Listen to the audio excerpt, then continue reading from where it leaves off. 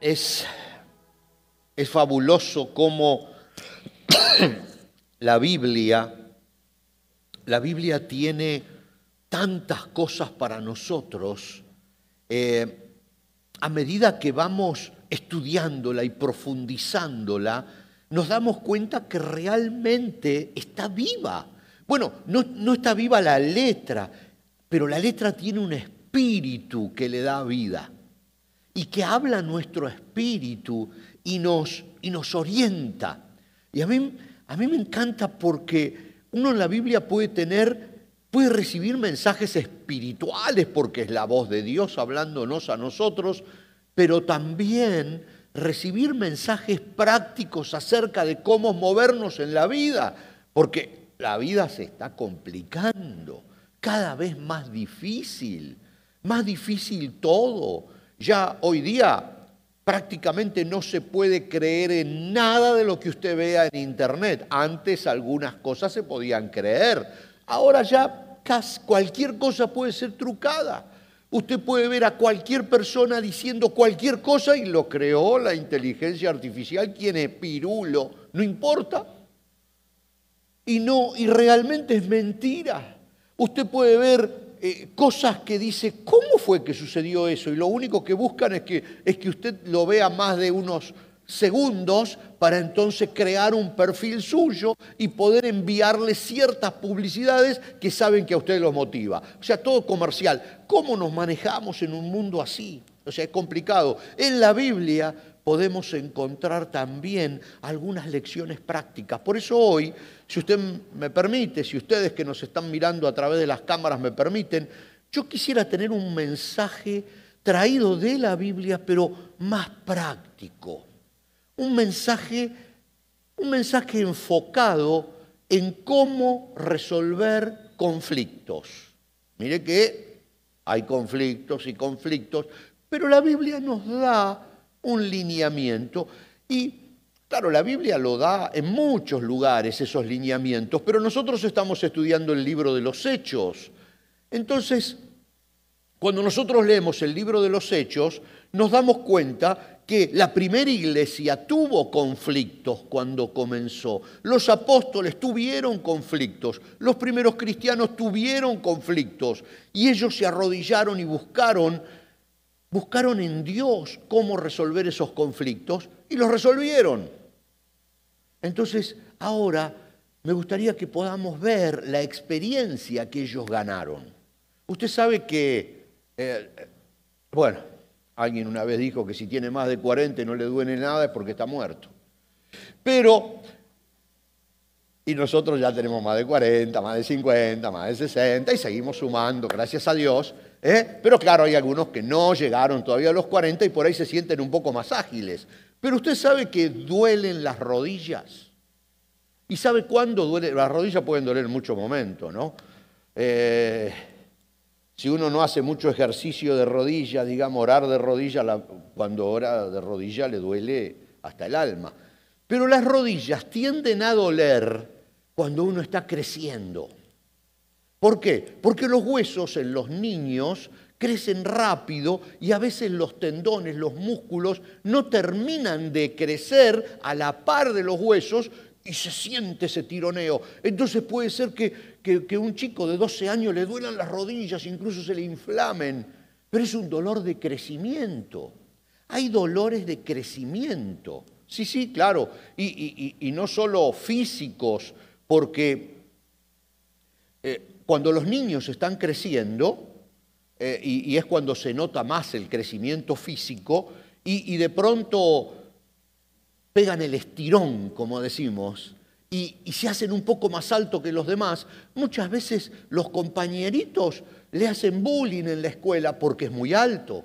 Y si de pronto está un poquito más demorado y no se estiró lo suficiente y quedó bajito, le hacen bullying porque quedó bajito. Entonces hay una etapa de adaptación. Y después cuando son adolescentes, usted sabe que cuando son adolescentes están cambiando el cuerpo y no saben cómo manejarlo. Se llevan por delante las cosas, la edad del pavo le decimos. ¿Por qué? Porque todavía no controlan ni su cuerpo ni su fuerza porque es nuevo para ellos y entonces hay quizás señoritas que se sienten gordas cuando son súper flaquitas, o feas, o muchachos que se sienten con las piernas finitas. Y hay una etapa de dolor que viene asociada al crecimiento. Por eso vamos a empezar por ese dolor asociado a vivir, esos conflictos que surgen simplemente porque uno se está moviendo. El movimiento en la vida produce algunos conflictos, algunas situaciones. Hay otros dolores que son más complicados. Pero bueno, no vamos a hablar de dolores hoy. Hoy vamos a hablar de conflictos solucionables. Y vamos, por supuesto, vamos a usar la Biblia, porque vamos a tomar la experiencia de esa primera iglesia que está reflejada en el libro de los Hechos. Los Hechos son precisamente cosas que sucedieron, cosas que le sucedieron a esa primera iglesia, a los apóstoles, a los primeros cristianos, y que nos dejan enseñanza. Por eso está en la Biblia, si no, no estaría, porque nos deja enseñanzas. Dios nos habla a través de la experiencia de esos primeros cristianos y de ese nacimiento de la iglesia. Ellos tenían problemas internos de crecimiento, internos, le dolían las rodillas. Ahora vamos a ver uno de sus problemas. En el libro de los Hechos, capítulo 6, versículo 1 dice: al multiplicarse los creyentes, rápidamente hubo muestras de descontento. Los creyentes que hablaban griego se quejaban de los que hablaban hebreo, diciendo que sus viudas eran discriminadas en la distribución diaria de los alimentos. Y le vinieron con eso a los apóstoles. Estamos siendo discriminados porque los que hablan griego y los que hablan hebreo, y eso no le están dando suficiente atención a nuestras viudas, decían los que hablaban griego, porque los que hablaban hebreo era un grupo y los que hablaban griego era otro grupo. Y encontraron ese problema a la hora de dar asistencia. Y nos encontramos siempre con ese problema de las cosas que son urgentes y las cosas que son importantes en el crecimiento. Entonces resulta que en estas circunstancias muchos se enfocan en el problema, en el árbol. Y por enfocarse en el problema, dejan de ver todo el bosque. Usted conoce ese dicho. Uno ve el árbol y pierde de vista el bosque, porque el árbol está primero, pero detrás hay un bosque. Le vinieron con un árbol a los apóstoles, con un problema puntual, acusados de discriminación. Entonces, los apóstoles dijeron: a ver, hay dos temas acá. O nos enfocamos en el árbol y dejamos de ver el bosque, o nos enfocamos en el bosque y el árbol es algo así como daño colateral. Muchas organizaciones pasa eso. Se enfocan en objetivos muy grandes, y los problemitas de todos los días son daño colateral y pasan de largo. Y en las familias pasa eso.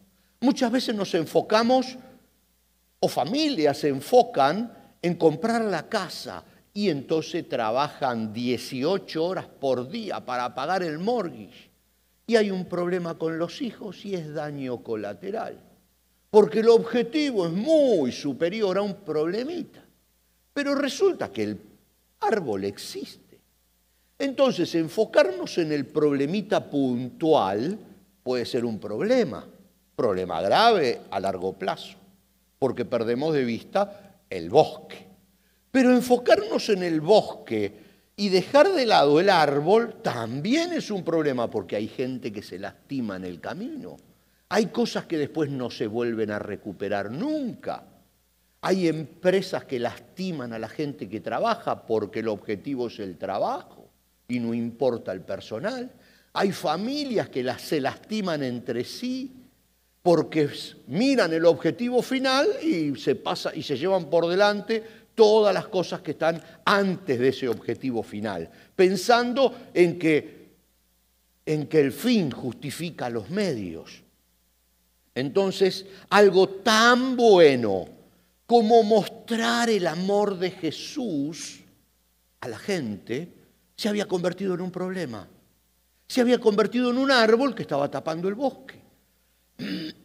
Mostrar el amor de Jesús a las viudas era una situación tremenda porque había muchas viudas, porque había guerras, los hombres se morían, además se morían jóvenes, los hombres siempre se mueren primero que las mujeres, así que las mujeres son más fuertes, las mujeres tenían hijos, ¿y qué pasaba?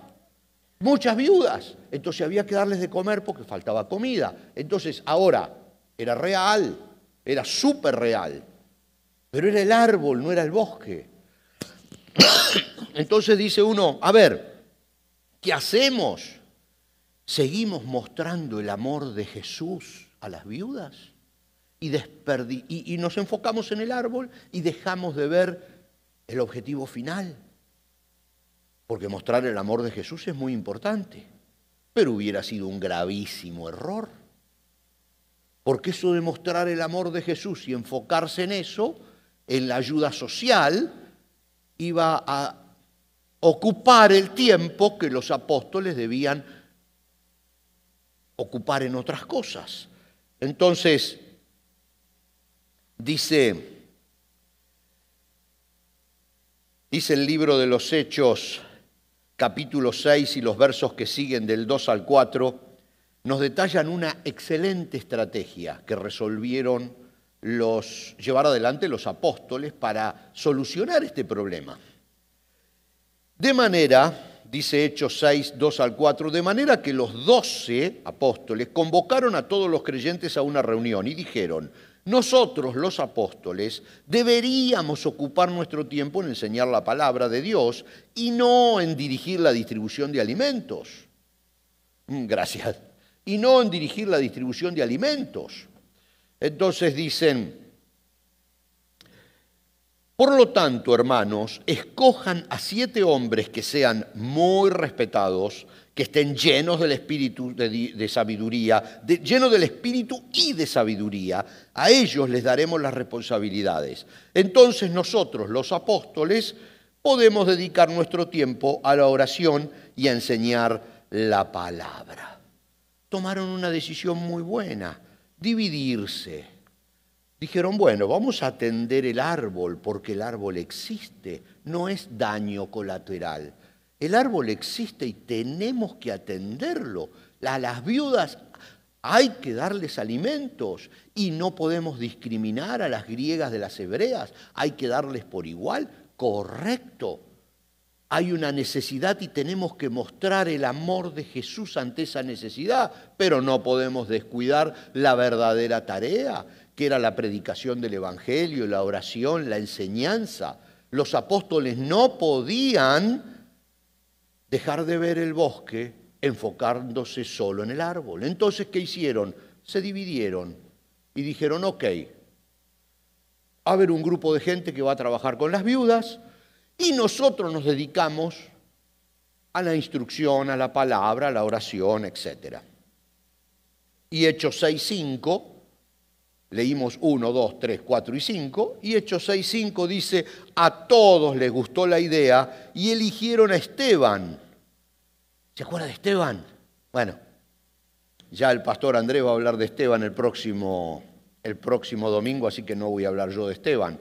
Pero eligieron a Esteban y a 6 más, que eran excelentes hombres de Dios, para que organizaran la distribución de los alimentos a las viudas. Y ellos se dedicaron a la palabra de Dios. Prioridades claras. Es el primer punto. Prioridades claras. Si no tenemos claras las prioridades, no podemos tomar buenas decisiones. Siempre recuerdo una historia, que se las voy a leer porque creo que la podemos ver en pantalla, y después se las explico. Una historia bíblica, por supuesto, también, se la leo rápido. Está en Juan 12, Juan 12, los 3 primeros versículos vamos a leer. Dice, 6 días antes de que comenzara la celebración de la Pascua, es una historia que tiene que ver María, la hermana de Lázaro, y Judas, el apóstol. Dice, Juan, 6 días antes de que comenzara la celebración de la Pascua, Jesús llegó a Betania, a la casa de Lázaro, el hombre a quien él había resucitado. Lázaro, pero cuando ya Jesús lo resucitó y ya estaba en la casa de nuevo y Jesús lo va a visitar. Y le dice, prepararon una cena en honor de Jesús. Marta servía, una de las hermanas de Lázaro, y Lázaro, dice, estaba entre los que comían con él. Entonces María, otra hermana, tomó un frasco con casi medio litro de un costoso perfume preparado con esencia de nardo, le ungió los pies a Jesús y los secó con sus propios cabellos. La casa se llenó de la fragancia del perfume. Sin embargo, Judas, dice la Biblia, Judas Iscariote, el discípulo que pronto lo traicionaría, dijo, ese perfume valía el salario de un año, hubiera sido mejor venderlo para darle el dinero a los pobres. Interesante. Luego Marcos, en el capítulo 14 y verso 9, dice, les digo la verdad, en cualquier lugar del mundo donde se predique la buena noticia, se recordará y se hablará de lo que hizo esta mujer. ¿Qué pasó aquí? Judas se enfocó en el árbol, aunque también era mentira, porque lo que él quería era quedarse con el dinero, pero de cualquier manera se enfocó en el árbol. Y dejó de mirar el resto. ¿Por qué? Porque no tenía claras las prioridades. Fíjense, esta señora, María, hermana de Lázaro, había llorado 3 días por su hermano muerto.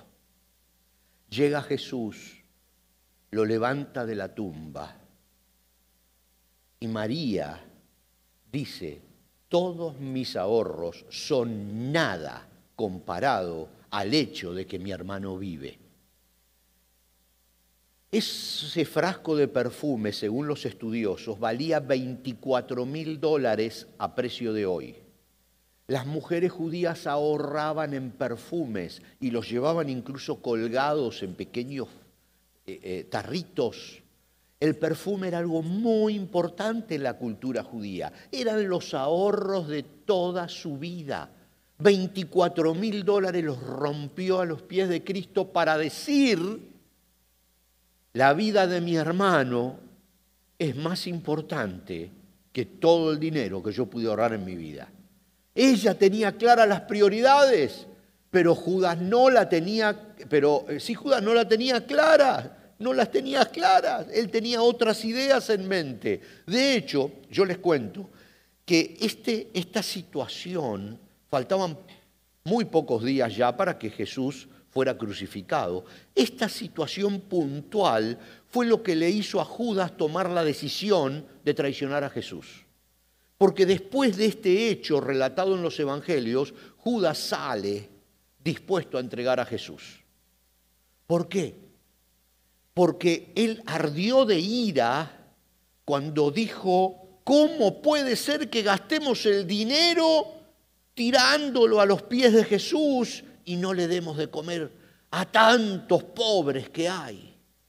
Y otra vez, la ayuda social en su mente, mostrarle el amor de Jesús a la gente, era más importante que volcar el perfume a los pies del Señor. Pero para María era la vida de su hermano y ella quería demostrar que la vida de su hermano era más importante que todo lo que ella tenía. Y el Señor Jesús lo toma proféticamente y dice, ella me está ungiendo porque voy a morir, y a los cuerpos de los muertos judíos se los ungía con perfume. Entonces formaba parte de una estrategia divina que Judas, por supuesto, no entendía porque no tenía claras las prioridades. Tener claras las prioridades hace la diferencia constantemente. Constantemente hace la diferencia. Prioridades claras.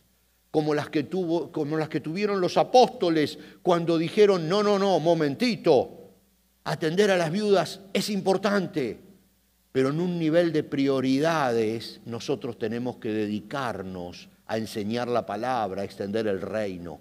Claro que es importante mostrarle el amor de Jesús a la comunidad, pero más importante es predicar el Evangelio. Prioridades claras, pero no porque hay algo más importante vamos a desatender esto. Esto también lo vamos a hacer, pero lo va a hacer alguien que lo pueda hacer y nosotros nos vamos a dedicar a lo otro.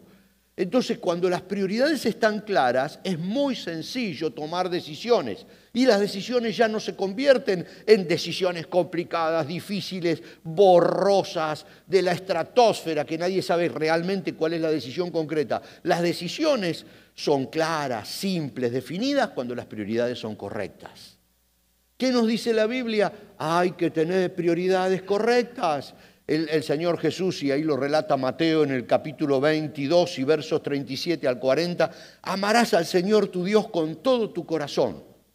Amarás al Señor tu Dios con todo tu corazón. Mira el nivel de prioridades. Con toda tu alma y con toda tu mente. No, ya está. Ese es el bosque. Amarás al Señor tu Dios, número 1. Pero luego dice, ese es el primer mandamiento y el más importante. Por prioridades, pero después dice, hay un segundo mandamiento que es igualmente importante. Dice, amarás a tu prójimo como a ti mismo. Toda la ley y las exigencias de los profetas se basan en estos mandamientos. ¿Sabe lo que es prójimo? Prójimo no son las viudas. Prójimo no es el hombre que está sufriendo en Sudáfrica. Y hay mucha gente sufriendo en distintas partes del mundo. Tu prójimo es el que está cerca. Entonces, tu segunda prioridad es tu cercanía. ¿Tu cercanía quién es? Tu esposa, tus hijos, ¿quién más? Tu familia, tu vecino, tus amigos, tu prioridad. Se va agrandando, por supuesto, porque estamos hablando de un nivel de prioridades. ¿Cuál es tu prójimo entonces? ¿Qué dice la Biblia acerca del nivel de prioridades para poder tomar decisiones simples que solucionen conflictos gravísimos?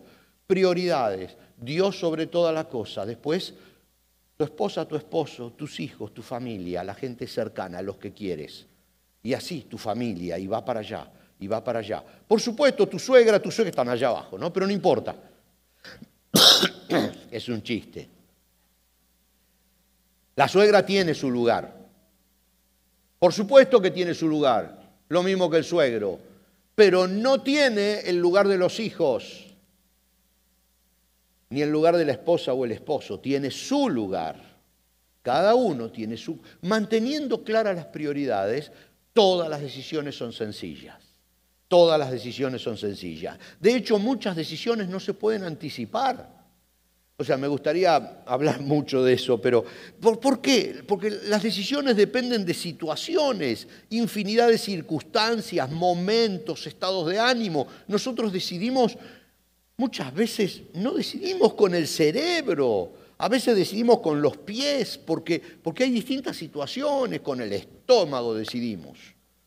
Decidimos con el corazón, con las emociones. Hay muchas decisiones que no se pueden programar porque vienen de golpe, pero cuando las prioridades están correctas, anticipan decisiones correctas, aunque las tomemos emocionalmente. Porque prioridades correctas anticipan decisiones correctas. Lo mismo que prioridades incorrectas anticipan decisiones incorrectas y que en ese momento pueden parecer bien, pero después a la larga se va complicando y nos encontramos en un mundo enmarañado y decir, ¿dónde empezó todo este problema? Empezó en una decisión equivocada porque tenía una prioridad equivocada. Entonces todo es una cuestión de prioridades, es el primer conflicto con el que se encuentran los apóstoles en la primera iglesia. Y nosotros, a nivel iglesia, tenemos que también tener clara esa prioridad. Y a nivel familias tenemos que tener clara esa prioridad. ¿Dónde se enfoca? ¿En el árbol o en el bosque? Ojo, los dos existen y son importantes los dos. Lo urgente es importante. Las viudas tienen hambre. Hay que mostrar el amor de Jesús a esa gente. Sí, claro que es importante. Pero el bosque existe y también es importante. Nivel de prioridades y organización. ¿Cómo hacemos las cosas? Ahora, todo esto me llevó un montón de tiempo porque las prioridades son claves. Ahora hay una segunda cosa que quiero hablar con ustedes, pero va a ser súper cortita, porque está reenganchada con la primera de las prioridades. Ellos también tuvieron un problema de crecimiento externo y le empezaron a doler las rodillas, pero no tanto porque creció el hueso y los tendones, no, y entonces hubo ese dolor interno. Era un problema externo, era un problema de bullying, llamémoslo así.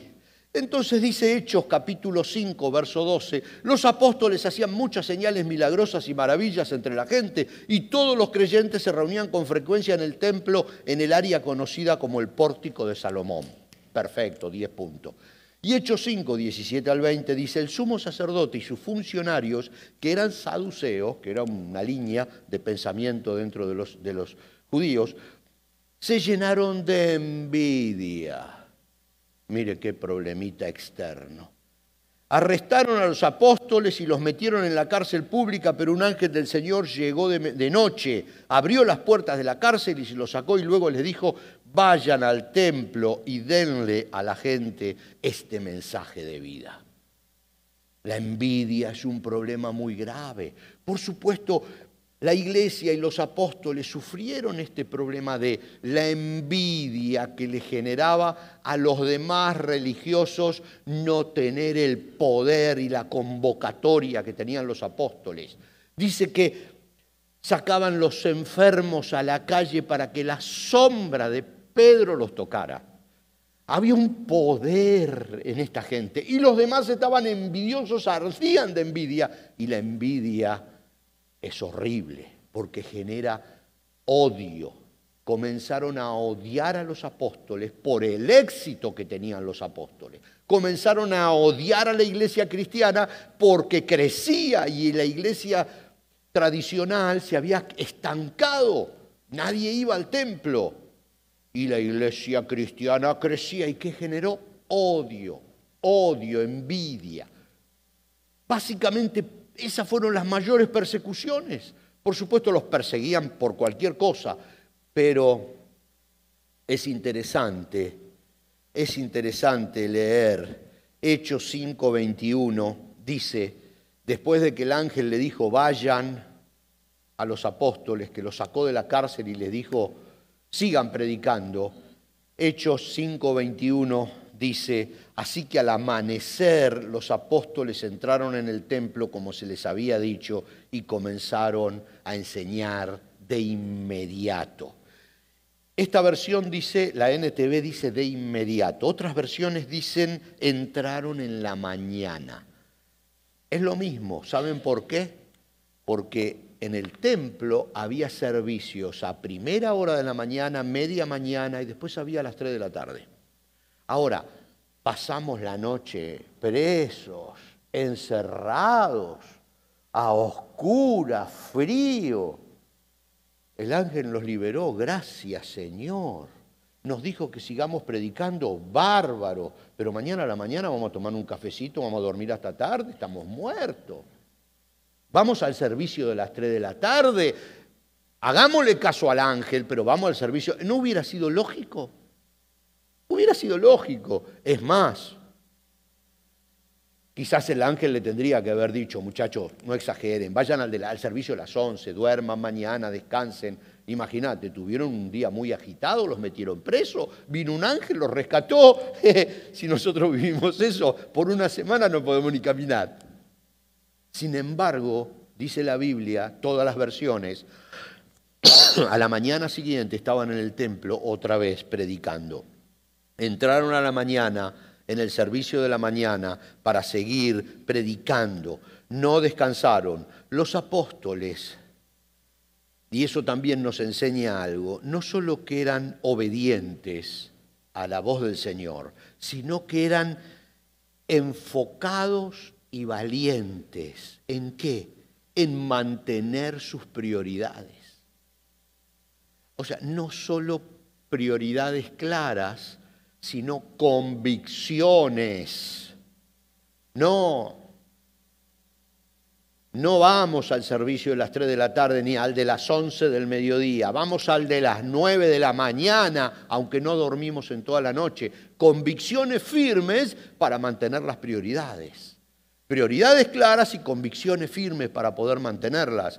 El apóstol Pablo mucho tiempo después, le dice a su discípulo Timoteo, el joven Timoteo, le dice, 2 Timoteo 4, 2 al 5, predica la palabra de Dios, mantente preparado, sea o no el tiempo oportuno, corrige, reprende y anima a tu gente con paciencia y buena enseñanza. Llegará el tiempo, dice, en que la gente no escuchará más de la sólida y sana enseñanza, pero tú debes mantener la mente clara en toda situación. No tengas miedo de sufrir por el Señor. Ocúpate en decirles a otros la buena noticia y lleva a cabo todo el ministerio que Dios te dio. Enfocados en el objetivo. Enfocados en el objetivo. Y por supuesto, el gran pasaje para concluir, el gran pasaje de Josué 1:9, que es válido para nosotros hoy, aunque está escrito para otra persona y en una situación muy puntual. Josué, ustedes recuerdan, tomaba el mando de todo Israel, del ejército de Israel.